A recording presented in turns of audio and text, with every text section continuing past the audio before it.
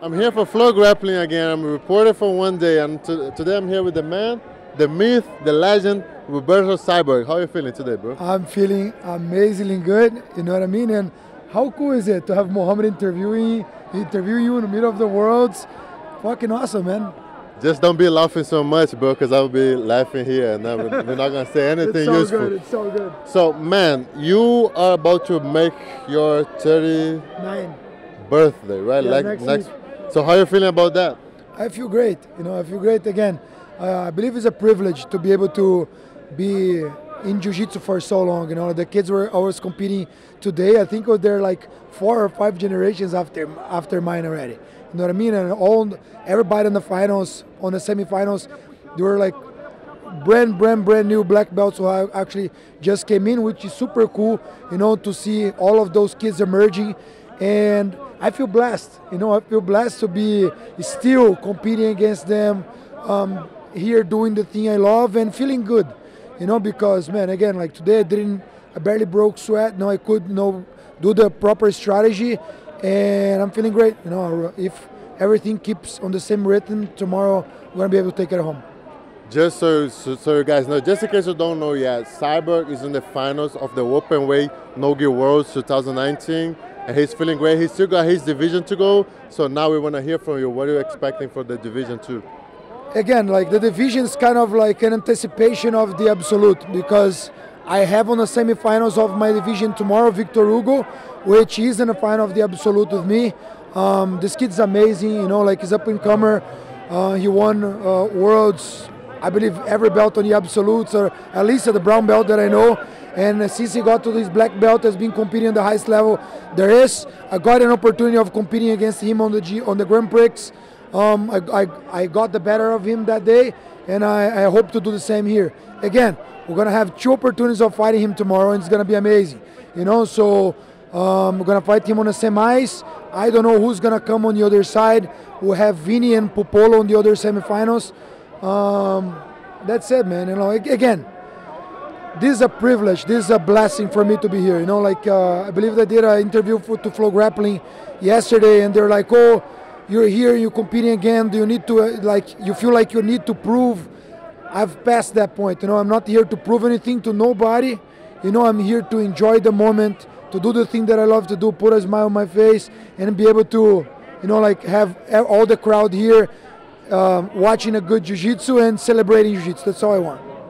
It's good that he says a lot, but it's bad because I don't have anything to ask anymore. So I have something that it might be great for the Flograppling people. You might not know this, but you want to talk about the surgery? What surgery? You say you're gonna open up yourself, blah blah. Oh my God! Yeah, because he's my personal friend. I know a lot, and that is something people want to know about this guy, firsthand. Well, you put me on the spot right now. And listen, no. That might be the last interview of.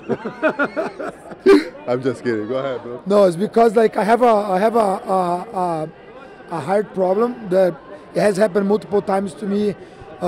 When fighting last worlds on the absolute, it has happened to me. I have arrhythmia, which my heart has a wrong heartbeat.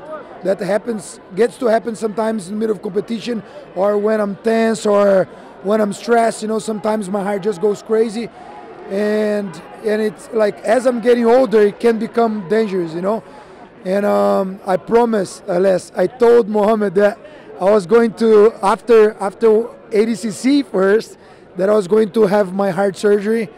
But again, man, you have a knee surgery, elbow surgery, something. Having a heart surgery is something completely different. So then I started training again. I haven't felt anything on my heart. So I'm kind of really thinking, I think I don't have it anymore. But the truth is, I should not postpone this, and I might have a heart surgery soon enough. Again, there's nothing to be afraid of, you know what I mean? Anyways, I've lived my dreams.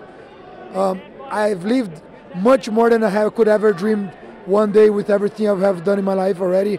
So I hope I do that, and because I want to be for years to come still competing, doing the thing I love here, and this is a little problem that I have to take out of my way. So hopefully, maybe this can happen. So Cyborg had a long year, right? He trained for ADCC, I was training with them for 35 days. And then he helped Rodolfo for his preparation. And now he's like, oh man, I'm feeling good. You know, I'm going to do No-Gi Worlds. You know, so long year for you. Do you expect a long year next year too? Man, that's the thing, you know, like it's always long year whenever you're in the middle of the environment, you know. On my case, you know, we have a huge training camp and there's always guys popping up there, you know, like, and it's a blessing to have so many great talent coming into fight sports all the time. We really welcome guys from different teams with different needs, because some guys are on the UFC and they need training, some guys Jiu-Jitsu events, gi, no gi, and I just love what I do, man, you know, like for me it's not a work, you know, so long years for me is good, you know, it's just hard because the body feels a little bit. I really hope that IBJJF changes the world's no-gi to a little bit earlier, because really, like, I believe that a lot of the competitors sometimes didn't get to sign up because they're super tired because it's such a long year. So it would be amazing for us to have this event in October, beginning of November, you know, so we could at least have 1 month to rest, you know, because all the high-level athletes who want to do gi and no-gi, they get caught because January there's Europeans. So some of the guys not gonna get to rest. Just like me, I hurt my knee. I didn't have time to, you know, rest and get better for, you know, No-Gi World. Yeah, but that's the stuff, you know, like, so I believe that they should think on those things, you know. So I really hope that next year we have an early No-Gi World, so we get at least a month of December to rest, take care of the body, so in January we can come back and fight hard. So next year is gonna be an amazing year, man. I have already 3 fights scheduled, you know, and I believe that in February I have 2 already. I'm gonna be fighting Kasai, and I'm gonna be fighting Fight Twin. Maybe there is an event coming to Third Coast as well. Plus all the other events, you know, that might show up. Man, isn't it an amazing thing? You know, like I'm gonna be 39 next week, and I'm still feeling great. You know, so just to be doing this thing here, still pushing it, I'm already happy.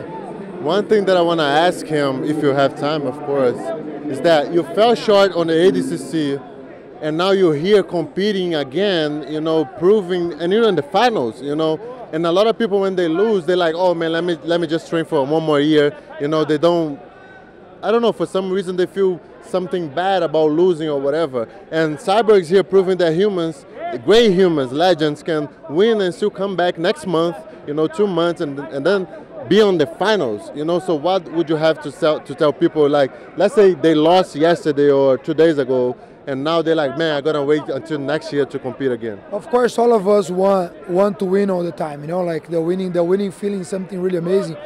But it's never about the win, and it's never about the lose. It's about the fight. No, we all should be here to fight. You know what I mean? And that's what I feel. You know, like. I believe that, you know, we're on a constant journey of evolution, you know what I mean, and every time, you know, we get to lose, we get to actually, you know, like think on all the mistakes we've done, and you got to come back right back in, you know, like I don't really believe on stop competing or giving yourself some time to improve, so you have to come back, you know. Competing is a part of the evolution as well, you know, like. If I come here and I lose again, that's okay. On Monday, nothing changed.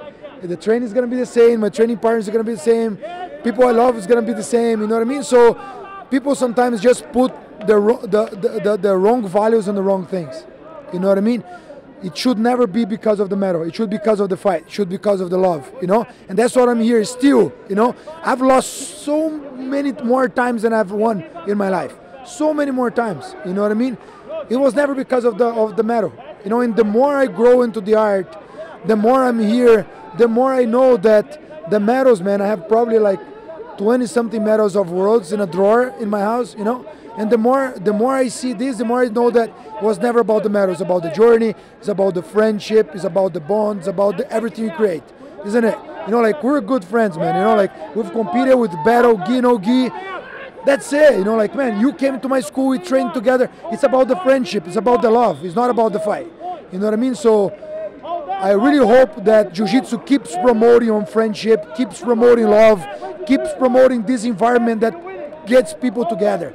Because in the end of the day, that's all it is about, you know? That's all it is about, the bond, the legacy that you leave behind, the memories that you conquer, the friends that you make, and that's what I'm here for. I'm here because of this, the friendship, the event, the vibe, the energy, and I really hope that I can still come here, winning or not. Even if I wasn't on the finals today, next year I would still be here. Not because I need to prove anything, but because I love being here. You know what I mean? And I believe that's the mindset that everyone should be here, you know? Everybody dreams on being the world champion. You know what I mean? But more than that, let's be humble enough to understand that life's so much bigger than a medal. You know, you have to be here to push yourself as much as you can you possibly can. You know, if that is winning a championship, awesome. If that's coming here, losing the first fight, man, you did something that most people in the world wouldn't do, challenge themselves to actually step on the mats. So all of you champions out there that actually get to challenge yourselves and, you know, put yourself on the line, congratulations, proud of you.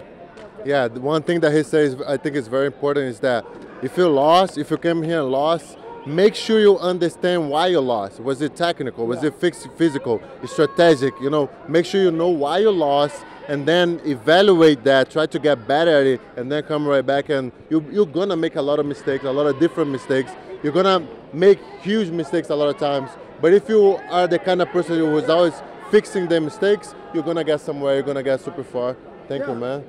That is even this conversation yesterday. Yesterday, you know, yeah. I post on my Instagram anyway, yeah, but just most of you guys this, don't speak Portuguese. Yeah, just about this, you know, like just before we finish, that Jiu-Jitsu is an eternal journey of evolution. You're never gonna know everything. You know, there's always room to improvement. Doesn't matter how many titles you won, what belt you are, there is always room to improvement. So just never stop learning. Guys, thank you so much. Thanks for the support. Thanks for the love. I really hope to be able to once again win World Championship. Os.